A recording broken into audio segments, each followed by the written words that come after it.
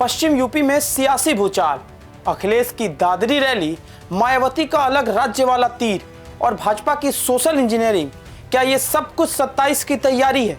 बीते कुछ दिनों से पश्चिमी यूपी में सियासी बवाल का केंद्र बन गया है।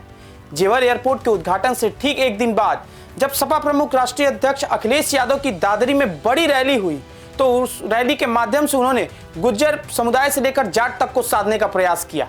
साथ ही साथ लेकिन अब सवाल ये खड़ा हो रहा है कि आखिर 27 के चुनाव से पहले सपा क्या अपनी नई सियासी जमीन तराश रही है? वहीं बसपा प्रमुख मायावती ने अलग राज्य की मांग क्यों उठा दी अचानक से? और क्या बीजेपी के लिए एक बड़ी चुनौती 2027 के चुनाव में साबित हो सकती है? सब कुछ बताएंगे डिटेल में। सबसे पहले नमस्कार स्वीकार कीजिए, मेरा नाम आयुष राज द्विवेदी है और आपने देखना शुरू कर दिया है प्राइम न्यूज का डिजिटल प्लेटफॉर्म।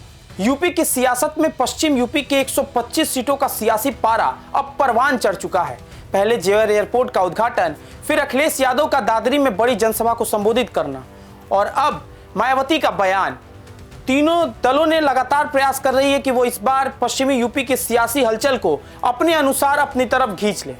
अब सवाल ये कि आखिर वेस्टर्न यूपी की इतनी चर्चा क्यों हो रही है?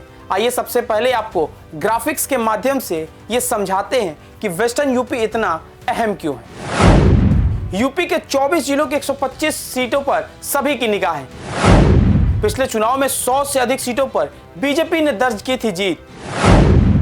2024 के लोकसभा चुनाव में इन इलाकों में समाजवादी पार्टी और कांग्रेस को 11 लोकसभा की सीटें मिली थी। समाजवादी पार्टी दादरी रैली के सहारे गाजियाबाद, बुलंदशहर, मेरठ, संभल, शामली, बागपत, नोएडा और ग्रेटर नोएडा के बड़े इलाकों के वोट बैंक पर सियासी नजर टिकाए हुए है। इन इलाकों में बहुजन समाजवादी पार्टी का गहरा प्रभाव रहा है। यही कारण है कि बसपा अलग राज्य की मांग के सहारे एक बड़े वोट बैंक पर निगाहें टिकाए हुए है। 2022 विधानसभा चुनाव में समाजवादी पार्टी ने राष्ट्रीय लोकदल के साथ गठबंधन किया था।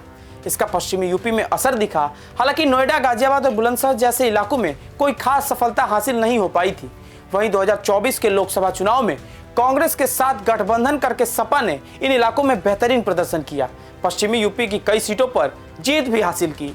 वहीं पार्टी के राष्ट्रीय प्रवक्ता राजकुमार भाटी का कहना है कि यह रैली 2027 विधानसभा चुनाव के लिए माहौल बनाने की दिशा में एक अहम मानी जा रही है।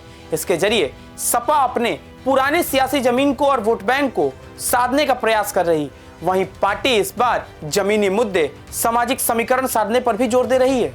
इसी क्रम में बहन मायावती ने भी बड़ा दांव खेल दिया है। बसपा नया राज्य बनाने की फिर पैरवी कर रही है। बसपा के गढ़ माने जाने वाले पश्चिमी यूपी में भाजपा के बढ़ते प्रभाव और सपा की सेंधमारी की कवायद ने इस क्षेत्र का सियासी पारा परवान चढ़ा दिया है। यही वजह है कि रविवार को नोएडा में सपा अध्यक्ष अखिलेश यादव की ओर से रैली के जरिए पश्चिमी यूपी में पैर जमाने की कोशिश का बसपा प्रमुख ने करारा जवाब दिया था। अब सवाल ये कि क्या इन सब के बीच बीजेपी का सियासी जमीन खिसक जाएगा? क्या पूर्वांचल और अवध के बाद वेस्टर्न यूपी में भी बीजेपी को बड़ा झटका लग सकता है? इसको सबसे पहले सिलसिलेवार तरीके से समझना होगा। यूपी प्रदेश अध्यक्ष की नियुक्ति के बाद से ही वेस्टर्न यूपी की सियासत में चर्चा ज्यादा हो रही थी। भूपेंद्र चौधरी के जगह पर जब बीजेपी ने नए प्रदेश अध्यक्ष की कमान पूर्वांचल से आने वाले पंकज चौधरी को दी तो इसके बाद से ही सवाल उठने लगे। हालांकि बीजेपी को भरोसा है कि रालोद के साथ गठबंधन में जाट वोटर्स निर्णायक भूमिका निभाएंगे। बीजेपी का वेस्ट यूपी मिशन 2027 के लिए काफी अहम है और इसके चलते पार्टी का सामाजिक समीकरण साधने पर ज्यादा फोकस नजर आ रहा है। ऐसे में पिछली बार की तुलना में इस बार क्षेत्रवार जातिगत गुणाभाग बदल सकता है।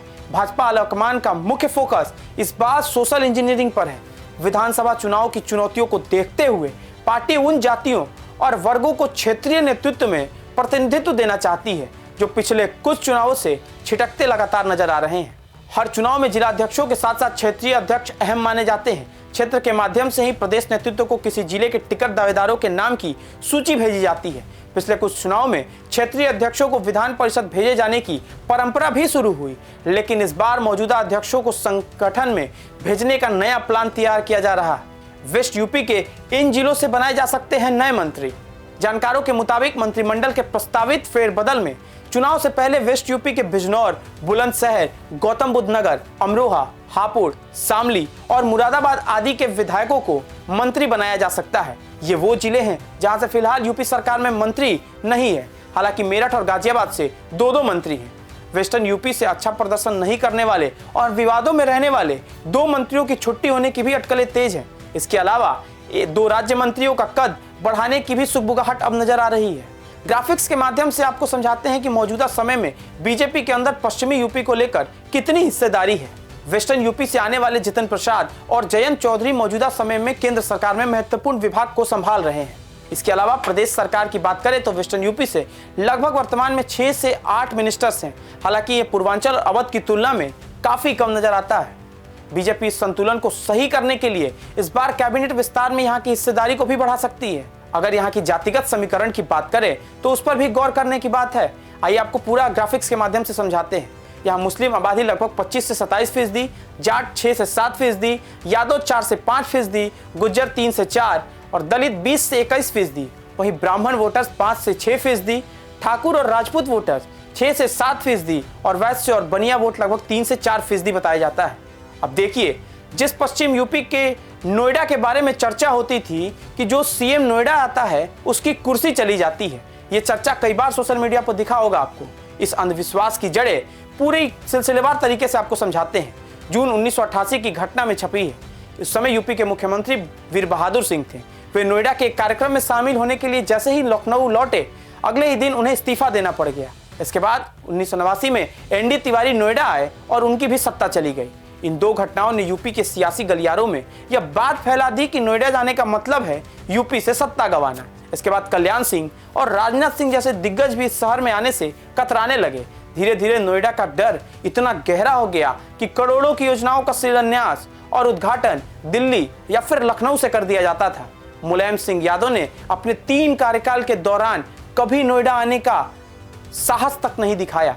वे दिल्ली आते थे लेकिन यमुना पार कर नोएडा की सीमा में प्रवेश नहीं करते थे। इसके बाद आया मायावती का दौर। साल 2011 में मायावती ने इस मिथक को चुनौती देने की कोशिश की और दलित प्रेरणा स्थल के उद्घाटन के मौके पर वो नोएडा आई।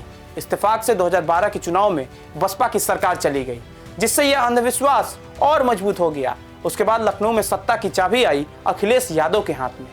पूर्व मुख्यमंत्री अखिलेश यादव तो आधुनिक सोच और ऑस्ट्रेलिया से पढ़ाई की बात करते हैं, लेकिन नोएडा के मामले में वे भी पुराने ढर्रे पर चले गए। साल 2012 से 2017 के बीच उन्होंने दर्जनों प्रोजेक्ट नोएडा से लेकर ग्रेटर नोएडा एक्सप्रेसवे मेट्रो विस्तार का उद्घाटन किया, लेकिन कभी नोएडा में नहीं आए।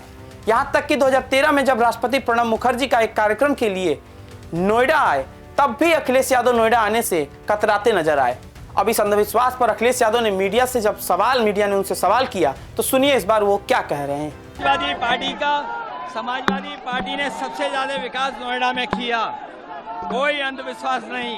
यहाँ तो मुख्यमंत्री का कार्यालय भी बना था, किसी मुख्यमंत्री ने कार्यालय नहीं बनाया, घर नहीं बनाया। समाजवादियों ने घर और कार्यालय बनाया, उसमें भी घास झाड़ लगा के इस देखा आपने कैसे इस वक्त सभी की निगाहें वेस्ट यूपी पर टिकी है। खैर हो भी क्यों ना, जब बात 125 सीटों की हो। बाकी देखना होगा कि आने वाले वक्त में कुछ और नजारा देखने को मिलता है या ये पार्टियां नए नए सियासी समीकरणों के साथ इस बार पश्चिमी उत्तर प्रदेश की 125 सीटों पर निशाना साधने के लिए क्या कुछ प्रयास करती हैं। आगे की तमाम बड़ी खबरों के लिए बने रहिए प्राइम न्यूज के डिजिटल प्लेटफॉर्म के साथ।